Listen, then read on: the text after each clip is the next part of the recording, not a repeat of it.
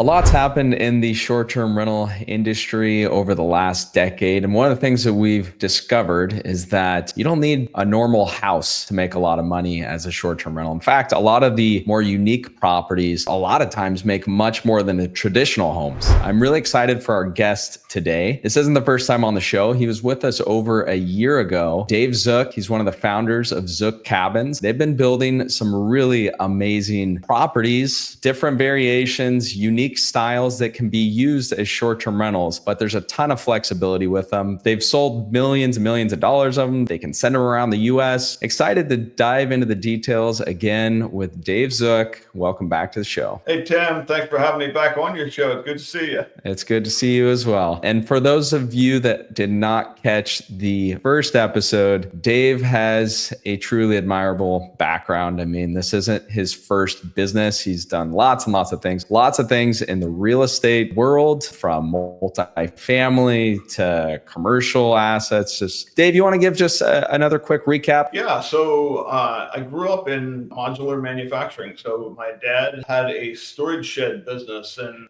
we built storage sheds that morphed into bigger garages, modular garages, and then later into modular cabins. I think it was 2006, I believe, when we founded Zook Cabins. We started building modular cabins. Today we ship modular cabins and park models and ADU units all over the country. I think just about every state. And we shipped hundreds of units across the country just last year alone. And as we got into this space, we realized there was a niche. Yeah, we service RV parks and campgrounds and individual owners, second, third home owners, home buyers. But we also get into the short-term rental space a lot. And we have a lot of short-term rental owners, people that come back to us again and again. And of course, we eat our own cooking. We do a lot of the short-term rental space. I have short-term rentals in, I believe, 7 or 8 different states now. But, I grew up in the space. I ventured into several different asset classes, multifamily, self-storage, most recently, car washes, building Tommy's Express car washes, but never strayed too far away from the family business. And, this short-term rentals business kind of fits right in with what we're doing. And I love the space. I mean, we've got many short-term rental homes ourselves. My son is involved. My daughter's involved. Our family's involved. It's a fun business to be involved in. And you know what I find interesting, Tim, is not too long ago, we just talked about this recently. Like, I bet 10 years ago, the thought that you could own a highly desirable piece of property on the water, on the river, the bay, the ocean, whatever, and have that thing not just be a giant hole in your pocket, have that thing actually play cash flow. That was sort of a foreign concept back there. Normally, if you owned a property like that, it was a liability. It was something that you used, and of course, you could supplement a little bit with some rental income from family and friends and maybe an agency or something like that. But today, with short-term rentals, with the platforms and the technology out there, it's a different story, and I love it. It is. It's a reality. I sort of joked before we jump on the podcast that if you could have shipped them all the way down into Colombia, we would have loved to put them on our lot down there where we're developing. Because what you guys are building, Dave, are really, really cool. I mean, just since last year when we had you on, seeing all the models, and I was out there in person, over a year ago there in Pennsylvania where you guys have your factory, and it was awesome. You guys have a machine there knocking out some really, really good quality stuff. And just since then, I mean, jumping on your website and seeing all the new models, it's exciting. It is a fun space. It's a reality that people can have properties on the water, like you said, and also have a really good ROI. I think that's what, most of us as investors are looking for at the end of the day. And now, not to say people couldn't have really good use for your properties for personal use, but we find a lot of times, in the short-term rental space, people have vacation rentals that they use a little bit on their own. And then sometimes it starts doing so well that they just turn it into 100% investment. Can you talk a little bit just about the ROI numbers? Because I know you have a lot of short-term rentals yourself, and obviously you practice what you preach, you build these. And so you've installed a lot of these on some of your own properties. Can you talk just a little bit about the ROIs? Yeah, so I kind of fell into this space. I don't know. I mean, I was aware of the space, but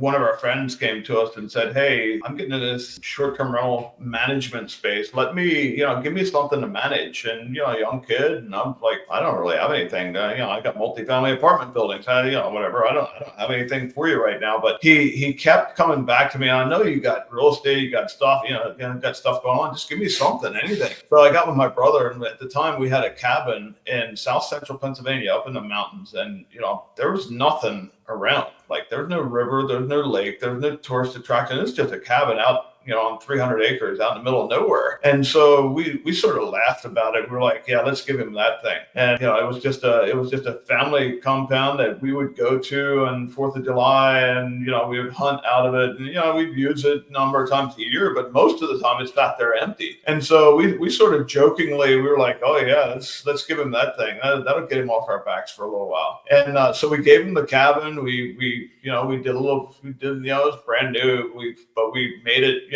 what we felt like was short-term rental friendly. We added a few features to it and gave it to him. And all of a sudden, it was like a month in, and we were like, whoa, wait a minute. We got to block out hunting season. I mean, this guy just took off. I mean, this thing was renting for, $800 to $1,000 a night, and he was booking out the calendar. And I was like, whoa, okay, well, wait a minute. We want to use this thing in hunting season. We had to scramble around and kind of block out some time that we wanted to use it. So it was an eye-opener for us, and that's what got us into the space. We're like, hey, if this works up there, I guarantee you it's going to work even better, maybe some other places. So we bought a place on the river, and kind of just went down that path and watched the concept kind of play out, and we really liked what we were seeing, and so we just kept right on doing it. But in terms of ROI, I think the biggest home we have, I think, sleeps like 25, and those numbers can work. Those numbers can really work. And it also,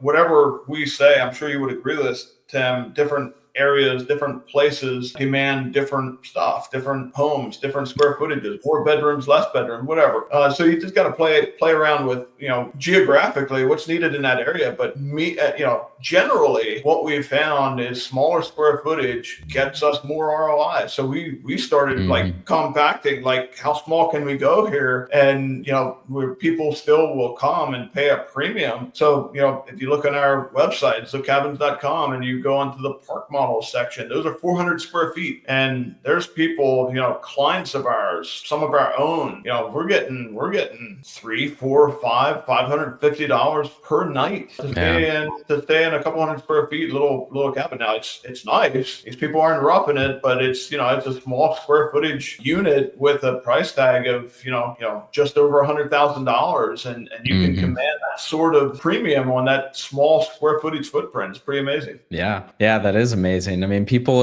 they love experiences, right? That's especially some of the younger generations. And one of the awesome things about having an investment that, is maybe somewhere over a little over 100,000. I know you guys have a big range of prices with all your different products, but if the entry level price is lower and you can put this property out next to the river somewhere where there isn't infrastructure because it's already pre-built. I'll let you get into this a little bit more, Dave, but just to hit on the fact that the ROI can be so much higher because you don't have to build the thing. And to try to build a property out in some area that's completely remote without infrastructure, that's not only expensive, but it's really difficult. And so you guys have managed to just remove that challenge for someone that has a good place to put one of these things. Can you talk a little bit, just, I know, you're kind of at the top and you guys have a big team handling all the details and all that, but maybe just sort of a high level view of the types of models and, how they come furnished and how you can deliver them. Can you talk a little bit about what's available? Yeah. So,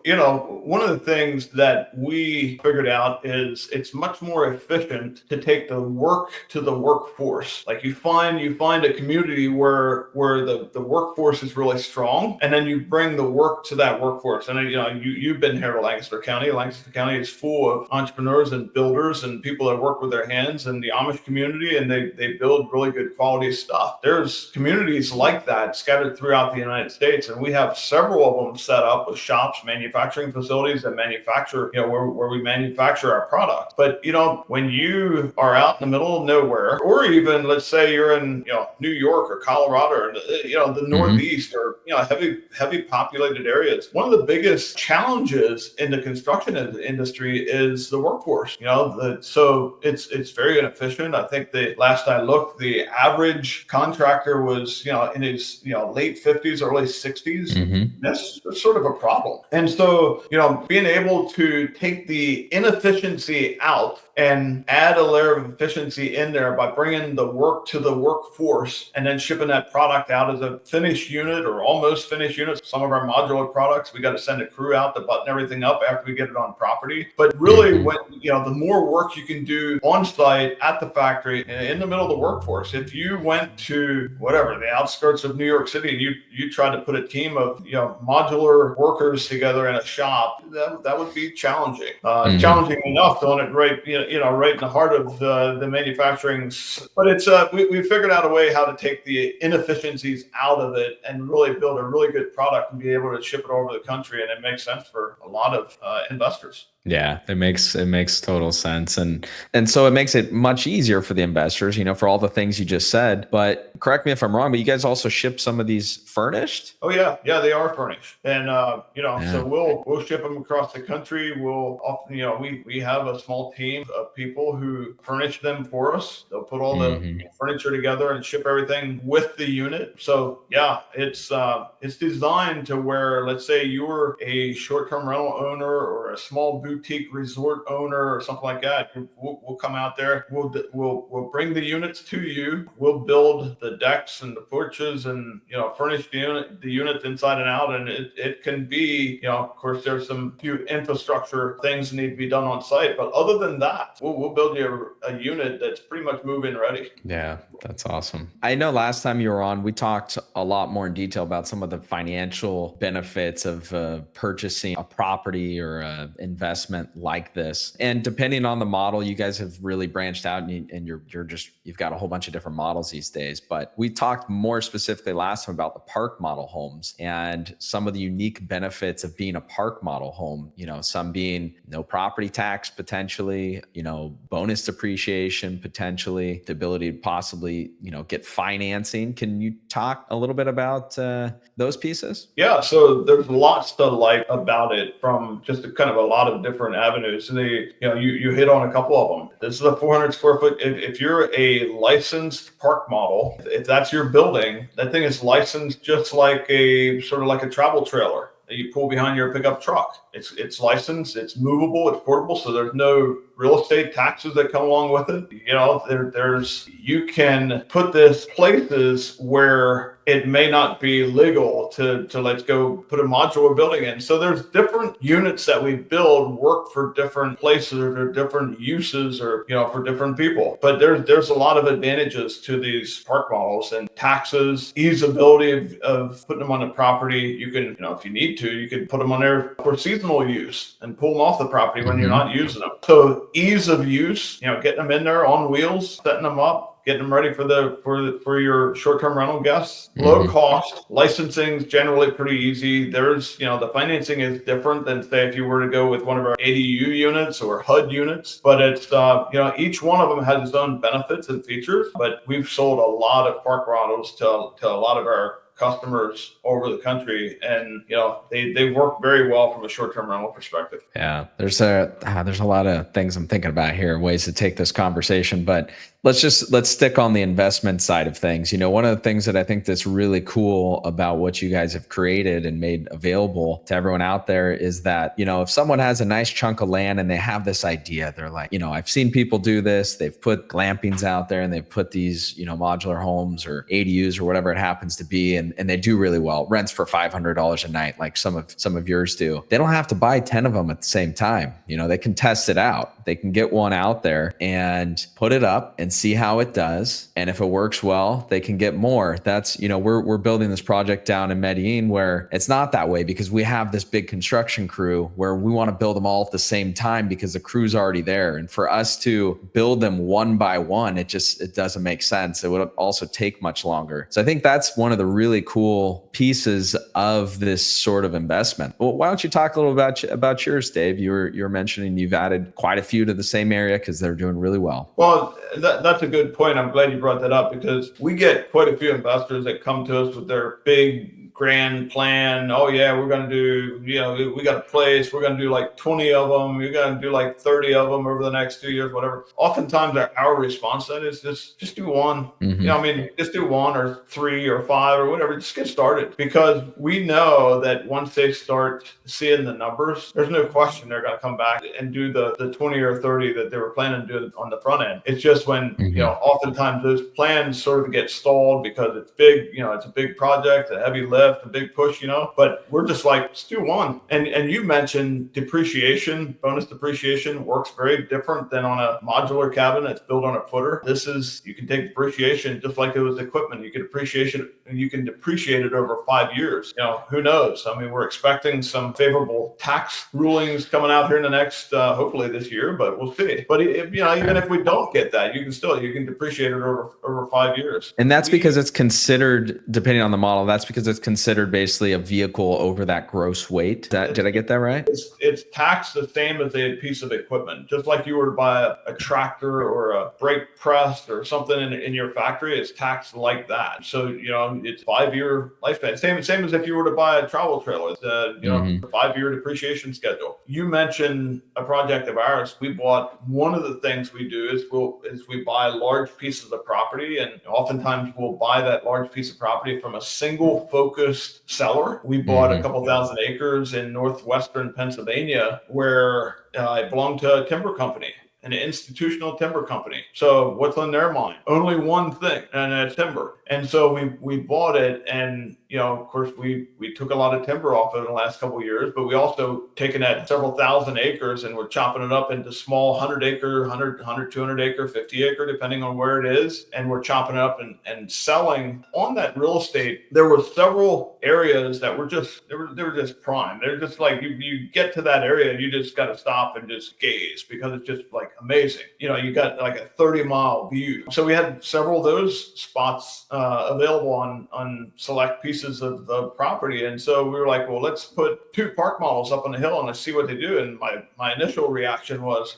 oh my goodness, again, I mean, it's out in the middle of nowhere. You got to drive, it's like an hour north of Pittsburgh, and it's, you got to drive, back roads, gravel roads, just, to get to the last couple of miles, to get to the park models. So I'm like, well, you never know until you try. Well, we get these 2 up there and they just rent out like crazy. And our max, our highest nightly rental, you want to take a guess at what our highest nightly rental was? This happened a couple of weeks ago in a 400 square foot unit up there. Take a guess. Gosh, $750. You're really close. It was like 700, just over $700. I mean, it was crazy. And so these things are renting like crazy. And so we just keep adding to them. Just like I was telling you, we tell the people, hey, let's buy one, just get started, because we know they're going to be back. It happened to us. And, we put 2 of them up on the hill and people loved them, and they, rented out like in a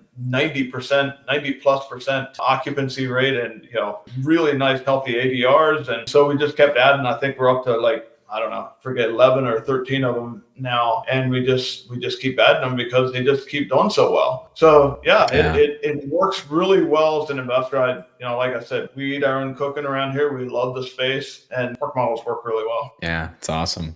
Yeah, well, things have progressed a lot in the last decade, not just in the construction and, what you guys are doing in options, but also with management. We talk a lot on this channel about virtual management. You can have a property in the middle of nowhere and you can do a really good job managing it with all the tools and the processes today. And so, yeah, really exciting. And gosh, to think what you can do to the value of a piece of property that was just for a timber use, and you slap 10 of these things on there and they're renting for $500 a night. I mean, that in the commercial world, that has values are based on income, right? And so if you're jacking the income way up, then the property's worth a lot more. Exciting stuff, Dave. Maybe let's just talk a little bit. One of the things about being in a remote area, we've got the construction out of the way, right? Because you guys handle that whole piece. It comes furnished, so they don't have to worry about that. Management management can be done virtually. But what about like some of that basic infrastructure?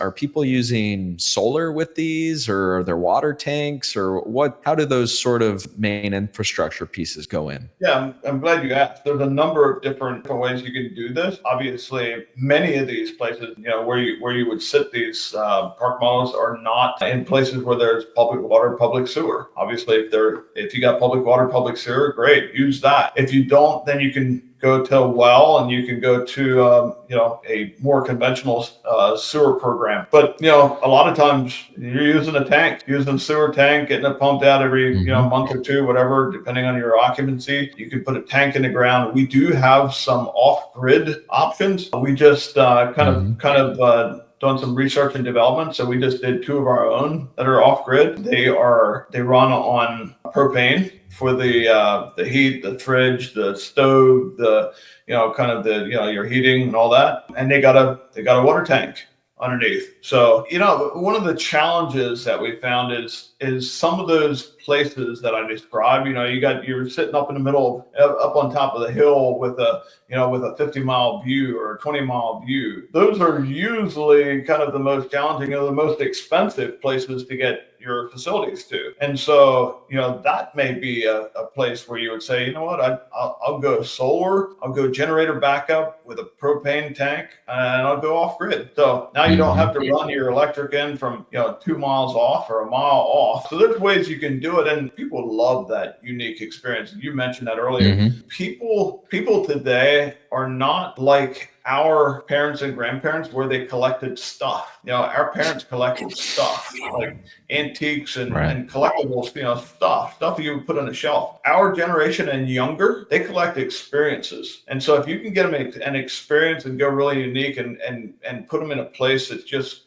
amazing, they'll give up the electric. I mean, not saying they won't get electric, but they'll give up the power lines and maybe a few of those conveniences, even if you got to go with a portable toilet or something like that, just something different. They want that experience. So there's ways you can go off grid with these things that's still pretty special. Yeah, way more options than we had. Although we left out one important piece. This isn't for everyone, but if someone's out there and they love the silence and they love the tranquility, but they still want to watch Netflix, they still want to watch Netflix at the end of the night, I would venture to say that Starlink is probably available in most places these days. But is that accurate? Oh, 100%. Yeah, I mean, there you're talking about, again, just a game changer. You don't have to run the high-speed line from 2 miles off or a mile off. You can now tap right into Starlink for whatever, $120 a month. And you're right. People like that experience, but they also like to have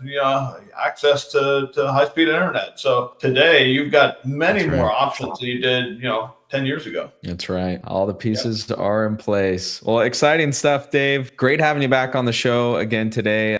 For people that want to check out all of your products, they can go to zookcabins.com. Zookcabins.com. You'll see we have park models. We got modular cabins. We got ADU units. If you don't know what that is, do a little research on it. ADU. A lot of townships and cities are now allowing a licensed ADU unit in their townships.